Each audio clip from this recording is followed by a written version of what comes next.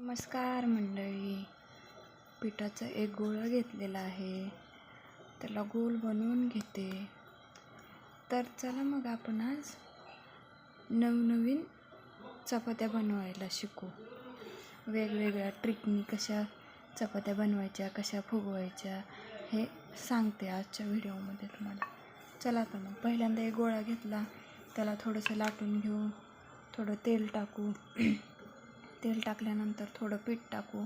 पीठ टाकल्यानंतर ह्याच्या गोल अशा निऱ्या करून घ्यायच्या. साडीच्या करताना तशा निऱ्या करायच्या.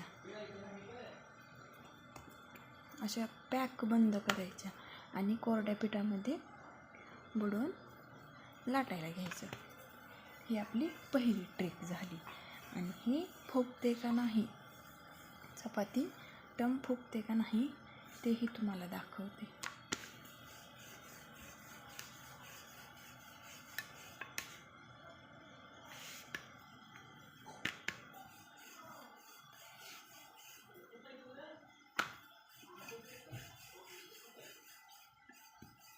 गोल लाटून घ्यायची भरभर.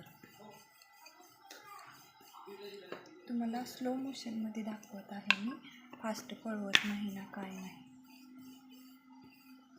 झाली आपली चपाती तयार. तर आपण ही भाजून घेऊ.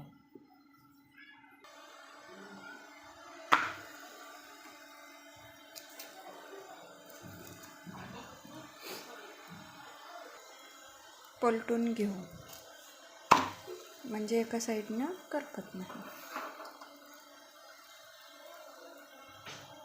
फुगणार चपाती, फुगणार, अंदाज कळतो ना. आता दुसऱ्या साईडने पलटू,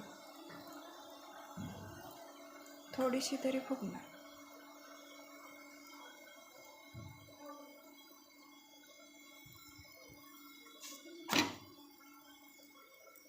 थोडं तेल लावून घेते.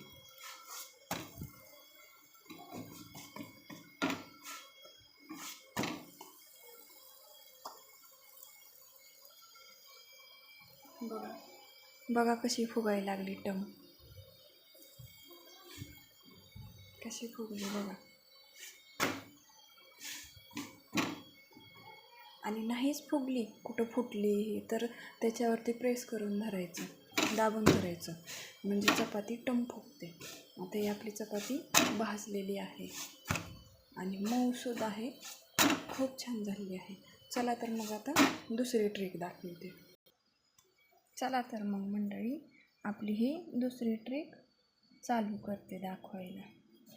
पहिल्यांदा पिठाचा गोळा घ्यायचा, थोडासा उभा लाटायचा, दुसऱ्या साईडने लाटायचा ना, मग मधून असं दाबून घ्यायचं. आणि इकडे कान, इकडे कान, हत्तीच्या कानासारखं होतं. तर दोन्ही साईडनी थोडं थोडं तेल लावायचं. तेल लावलं थोडं थोडं पीठ टाकून घ्यायचं. पीठ टाकून घेतलं की एकावर एक टाकून द्यायचे आणि चांगले दाबून घ्यायचे, म्हणजे फुटत नाहीत, काय नाही. मग असे चांगले गोल गोल करून घ्यायचे. गोल गोल केलं की आता हे लाटायला चालू करू आपण. आता हे हळूहळू लाटून घेते.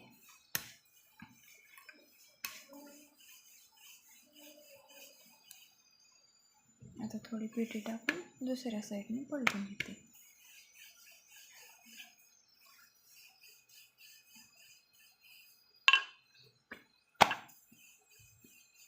जाड पातळ ह्याच्या आकारावर अशी लाटून घ्यायची.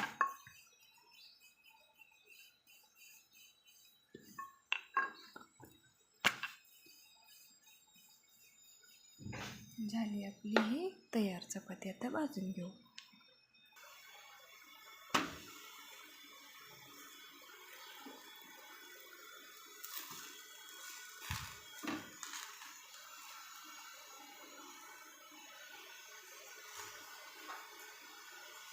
दुसऱ्या साईडने पलटून घेऊ.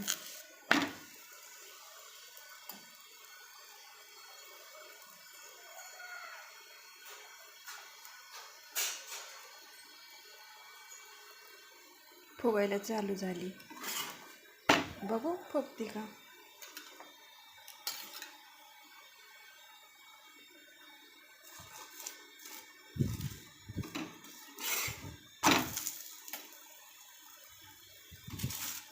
बघा मंडळी, इथून हवा चालली. आता इथं प्रेस केलं की चपाती कशी फुगते बघा. हो का, बघा कशी फुगते. अशा नवीन नवीन ट्रिक्ससाठी मेक इन होम यम्मी चॅनलला नक्की सबस्क्राईब करा, शेअर करा, लाईक करा, कमेंट करा. बघा असं नवीन झाली आपली चपाती भाजून आणि फुगली पण. चला तर मग भेटू पुढच्या व्हिडिओमध्ये. तोपर्यंत बाय.